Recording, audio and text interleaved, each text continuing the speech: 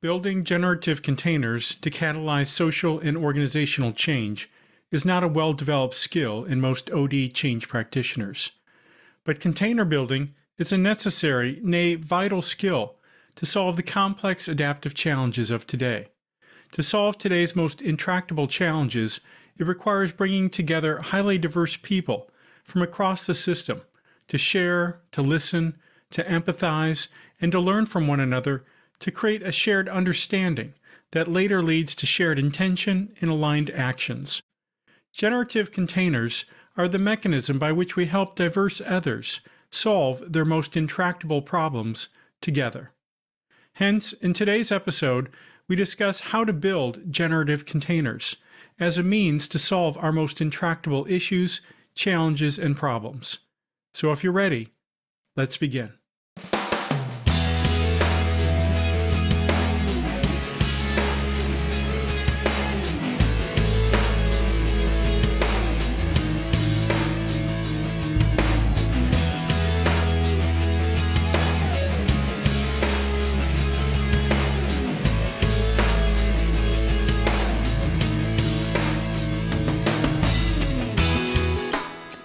Welcome to another episode of All Things OD, where I'm here to help you offer more, be more, and live more.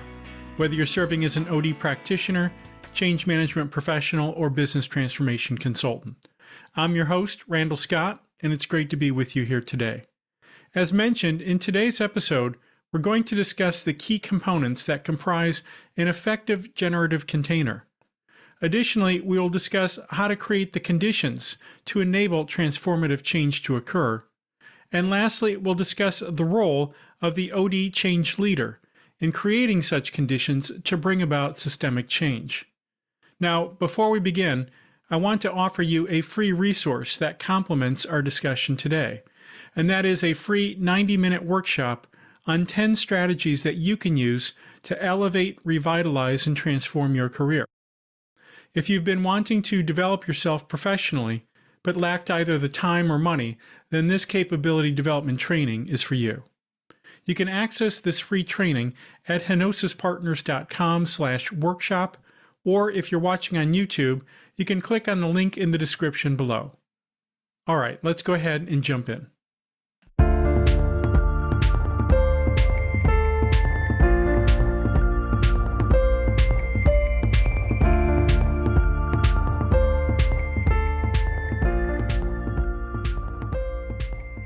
All right, so we start with defining what is a generative container. A container is a vessel or repository that contains or can contain something else. Generative means capable of producing or originating something new. And so together then, we define a generative container as a vessel of human energies, ideas, ambitions, and hopes that is capable of producing transformative social change. But to be more specific, a generative container is a vessel which holds the intention and highest aspirations of a group.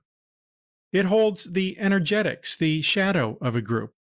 A generative container holds the conflicting intentions of a group. A generative container is a vessel within which one can share their truth, be vulnerable with one another, and learn from others. It is a place to disrupt existing patterns, to disrupt the status quo, and to provoke a new direction of travel. Generative containers is where emergence occurs, where a self-organization begins to ripple out to produce something new. And lastly, a generative container is from which breakthroughs and innovations can emerge, where great things happen. All right, with that brief definition on what are generative containers, let's define further how generative containers actually manifest themselves. We begin by looking at a container's structure. It's important to first realize that containers have a shape, and the shape that seems to work best is a circle geometric arrangement. In addition to generative containers having a shape, they also have a context within which they operate. Generative containers also have an ambiance, a climate that exists within the container. Generative containers also have a center point. And lastly, generative containers produce emergence, something new. All right, so let's understand each of these components of a generative container next. First off, we address the question, how do generative containers manifest themselves? Well, generative containers can manifest themselves physically in the form of a dialogic-based event, and of course they can manifest themselves virtually in the form of a Zoom call, for example. What are the objects then to which action is directed within a generative container? Well, the typical objects are the group or team that's been assembled to, for example, solve a organizational challenge or intractable problem. Ideas and thoughts from the group and team are objects to which action could be directed. The stories and narratives that emerge from the dialogue between members of the group or team. The energies that exist within the container serve as an object to which action could be directed. The intentions for each person who is participating is an object to which action could be directed, or it could be other content such as data or reports. Next, we address the question, why do we need to use a generative container? What do they offer us? Well, they have this magical ability about them to transform understandings, intentions, actions, and relations of several diverse others to bring about sustainable, systemic social change.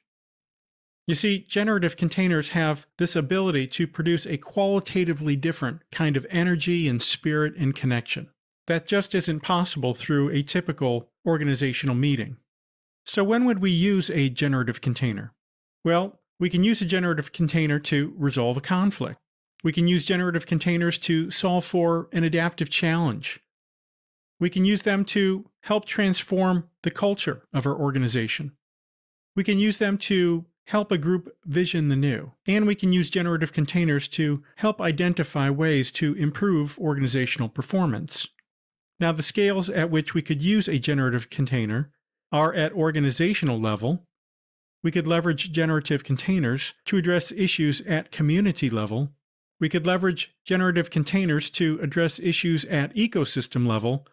And we can even use generative containers to address issues that affect all of humanity.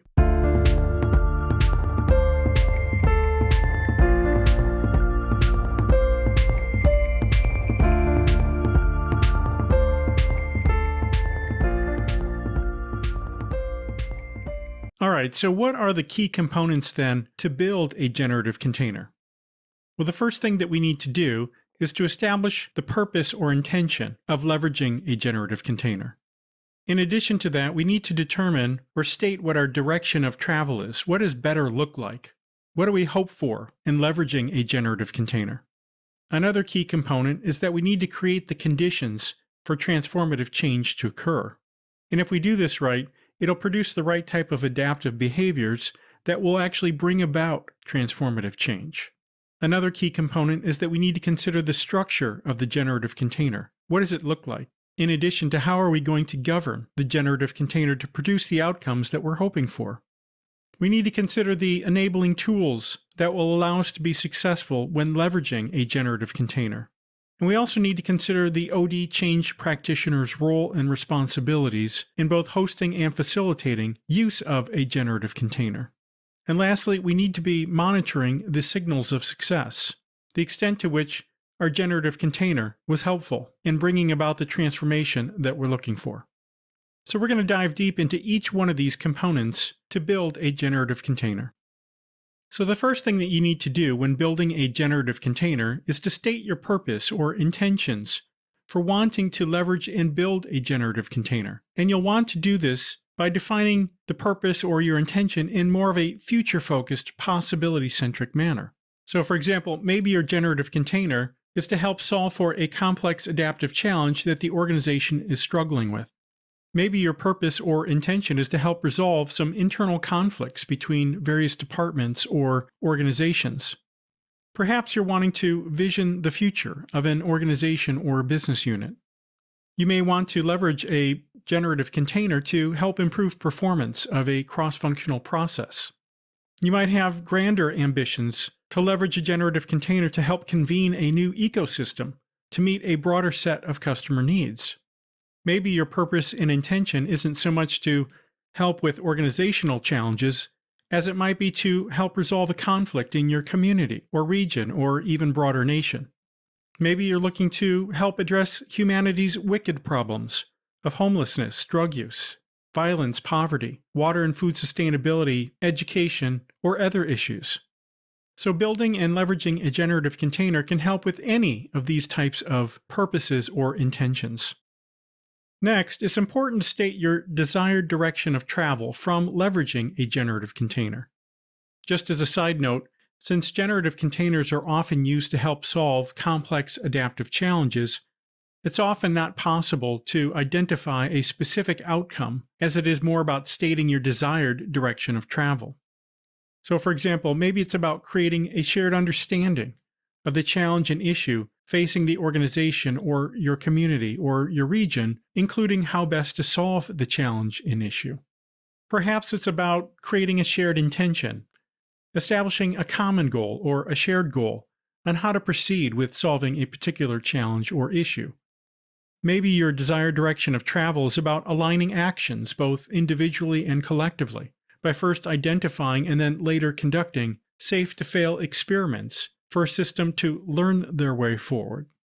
Or perhaps your desired direction of travel is about transforming relations amongst key stakeholders, about deepening relations, restoring fractured relations, or establishing new relations as a pathway forward. Perhaps it's all the above. Most social transformations require all four of these things: creating a shared understanding, creating a shared intention, aligning actions both individually and collectively, and transforming relations all along the way. This next component is the most important aspect in building a generative container, and that is to create the conditions for transformative social change to occur. And there are two aspects to doing this well. The first thing that we need to do is to set the context for the generative container itself. We intentionally orchestrate a unique context that is complex in design, but as I'll show you in just a moment, it produces the adaptive behaviors that we need in order to realize the transformative social change that we're looking for. So the unique context that we're looking to create is the following. Number one, we're looking to establish a context where we're looking to solve a complex adaptive challenge. That is, there's some pressure that exists to solve some intractable type of challenge that the organization or your community is wanting to resolve. In addition to that, we're also wanting to create a context where there's asymmetrical relations. And what I mean by this is that those that you invite to participate in your generative container have different forms of authority, power, and knowledge. We're wanting to create a context where there is an interdependence and entanglement exists amongst those that are participating in the generative container. We're wanting to maximize diversity, both cognitive diversity and demographic diversity. We're wanting to create an environment where there's dynamic interactions, exchanges, and connections occurring amongst and between those participating in the dialogic change event. And given that it is a dialogic change event typically, we're wanting to emphasize dialogic engagement versus a debate or a general discussion. Containment is also an important aspect in the context that we're looking to create. The containment can represent a physical setting or a virtual setting. In either case, we're wanting to bring the system into the room. Introducing constraints purposefully is also another aspect with the unique context that we're looking to create. And the constraints can be of many different varieties, such as the different connections that we're establishing between participants or attendees. It could be constraints related to the different types of exchanges that are occurring. For example, one-to-one exchanges or small group exchanges or broader plenary type of exchanges. It could be constraints regarding different attractors that we purposely bring into our dialogic change event. And it could be about boundaries, who's included and who's excluded.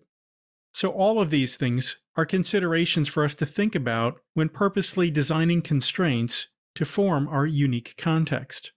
We're also, of course, wanting to create an environment or a context that's welcoming or inviting to those participating.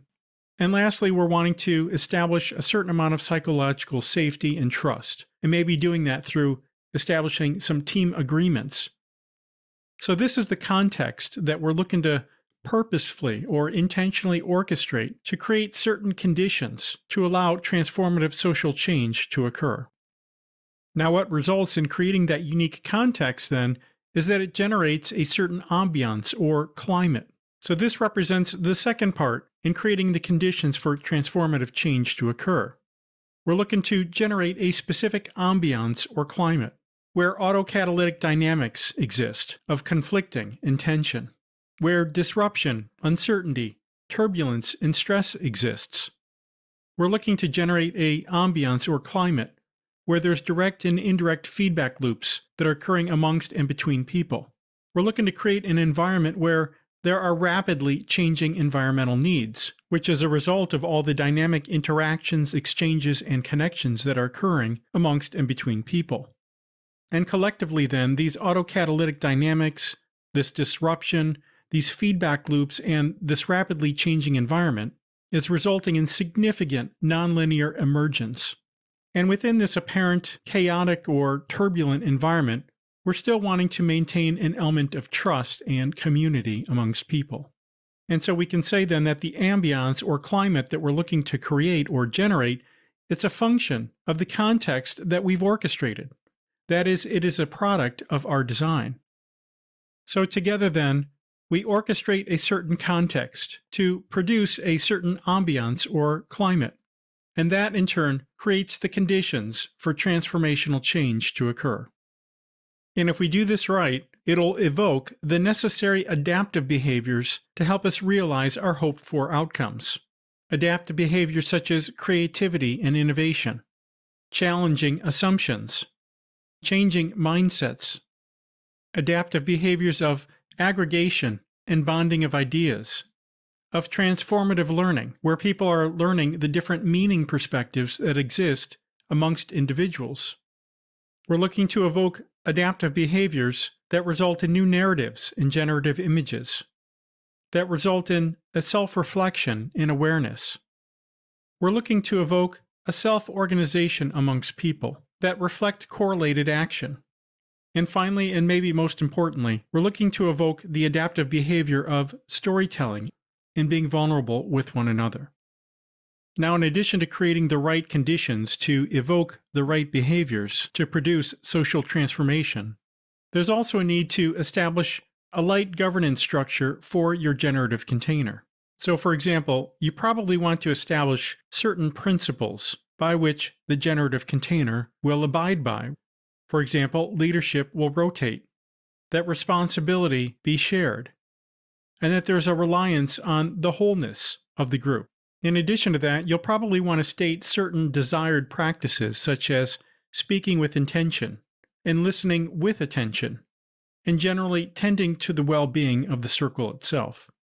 Another element of the structure that you're going to want to plan for are what are the rituals that will define your generative container. Typically, when leveraging a generative container, you would have at least these 4 rituals. A starting point that reflects a transition from social space to circle space. You'll want to make sure that you do a check-in to have each individual's voice be heard and to share their intentions for participating in your dialogic-based event. Then you'll engage in various dialogues, which will comprise the bulk of the activities that are performed within your generative container. And lastly, you'll want to do a checkout. What are the key learnings or aha moments that occurred for people individually? And lastly, you'll want to establish some governance roles to maintain the energetics of the group. So this includes a host facilitator role, which is the role of the OD change practitioner. You'll want to have a guardian role to watch for the energies of the group and to stop proceedings if things get too heated or too conflictual. And you may want to establish a timekeeper role and a scribe role to ensure that you achieve your goals and memorialize the event. So when building a governance structure for a generative container, the operative word here is to keep it light, to have a light structure, while allowing for emergence and course corrections to occur along the way. In addition to establishing a light governance structure, you're also going to want to incorporate perhaps certain enabling tools to help manage the energetics of the group. So for example, you may want to introduce the use of reflective learning journals to maintain a learning log, either for people individually or for the collective group. You may want to introduce a chime bell to signify transitions from social time to circle time. You may want to employ a talking piece to slow the conversation and to ensure that all voices are heard. You'll most definitely want to introduce team agreements or to establish some type of team effectiveness model to create the psychological safety and trust that's necessary to produce the outcomes that you're looking for. And lastly, it's good to have an agenda, but to hold lightly to the agenda and allow for emergence to occur. Now, a key component when leveraging generative containers is to understand your role as an OD change practitioner. And there are many roles that you'll need to perform. The first role that you'll often serve in is a consultant role. And in this role, you're looking to develop relations with leadership and staff. You're looking to help scope the challenge and issue that they're looking to solve. At this time, you're also looking to determine who should participate in the dialogic-based event. That is, who will comprise your generative container. And when serving in the consultant role, you'll also want to obtain guidance from others on what are the goals, the objectives, the desired outcomes of the convened team. That is, what is our desired direction of travel.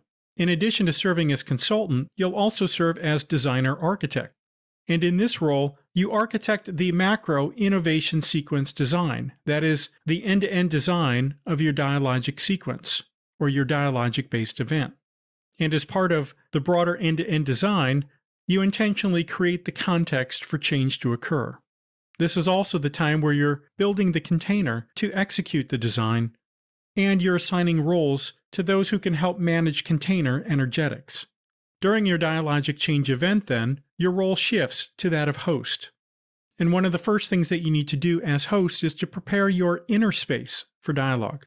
That is, you need to prepare yourself mentally, physically, emotionally, and maybe even spiritually for hosting others in a generative change event. You'll need to prepare the external space for dialogue, whether the space is physical or virtual. You'll need to welcome attendees into the space, make them feel seen. You'll need to make sure that all are attended to adequately. And lastly, you'll need to ensure that all elements of the logistics are adequately addressed.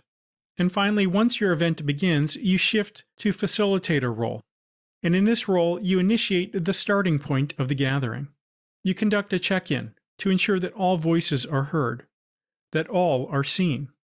You review the goals and objectives, including educating on the team effectiveness model. That is, what agreements is the team going to abide to for their duration together. You'll then commence with the various dialogic activities per your event design. And as you do this, you'll be pattern spotting, nudging the group, and challenging dialogue all along the way. And when you encounter those challenging moments within the dialogic event itself, your role as facilitator will be to hold the container, that is, to manage the energetics and shadow of the group. You want to make sure that the event's proceedings are documented, and that before the event's end, that you summarize key insights, key learnings, and next steps. And finally, you'll conclude the event with a checkout. And so all of these roles are important: the consultant role, the designer-architect role, the host role, and the facilitator role when designing and leveraging generative containers as part of your macro innovation sequence. And lastly, you need to state or define what are your signals of success. How will you know that your generative container helped you achieve your hoped-for goals? There are a number of different signals of success that you can use, some of which are tangible in nature. These might reflect your longer-term signals of success. Examples include bottom-line savings or top-line revenue growth. Another example would be maybe increasing staff capacity or improving staff productivity. Yet other examples of tangible signals of success could be improvements to quality or reducing cycle time, that is, the time to value. Or maybe your signal is about improvements to the customer experience. Now, in addition to these more tangible signals of success, you can also define a number of intangible signals of success, and these represent the shorter-term signals. So examples of intangible signals of success include the following: the number of experiments or probes that you have planned versus in progress versus completed that emerged from the activities that occurred during your generative change event, a greater awareness of the whole, including people acknowledging their role in contribution to creating current day conditions. Another intangible signal of success would be to observe that real learning was occurring within people. This might manifest as altered mental models in individuals or shifting expectations amongst individuals. Another very real intangible signal of success is that there's a greater vitality, a greater vigor, aliveness, and energy that exists, and that was demonstrated from those participating in your change effort. Other examples include increased trust amongst and between leadership and staff, relationships and connections being established, deepened, and/or restored, a greater confidence and ability of both leadership and innovation teams to solve complex adaptive challenges. Other legitimate intangible signals of success include better collaboration amongst and between people and functions, reduced conflict and organizational friction when introducing change. Another signal is that new patterns of behavior are evident, such as newfound creativity, greater innovation, alliance building occurring. Perhaps it's self-reflection occurring in and amongst the group, pattern spotting, and better information exchange and sharing amongst the group. All of these patterns represent important intangible signals of success. And finally, altered mindsets would be another legitimate example of an intangible signal of success.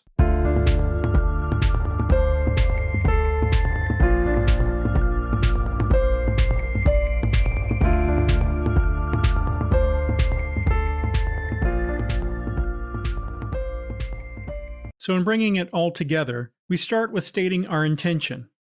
Then we look to tune conditions by creating a certain context for our generative container, resulting in a certain climate or ambiance, and these conditions then in turn shaping the behaviors of those that are participating in your generative change event. And it's from these adaptive behaviors that we catalyze emergence that we're looking for, that will help us achieve our hoped-for goals. And lastly, we're adapting and responding all along the way, through light governance, enabling tools, effective hosting and facilitating, and then watching for the signals. Generative containers are powerful vessels of change, vessels that contain human energies, ideas, ambitions, and hopes, and capable, as we've just described, of producing transformative social change on any scale, organizationally, within your community, and even the broader whole of humanity. Well, that's it for this episode. I hope you found the content in this episode helpful. Please share your comments below, and if you like this video, hit the subscribe button and click the bell to get notified of all future weekly episodes. Also, don't forget to get your free resource. If you're watching on YouTube, click the link below in the description or visit henosispartners.com/workshop. Thanks again for tuning in, and we'll see you on the next episode.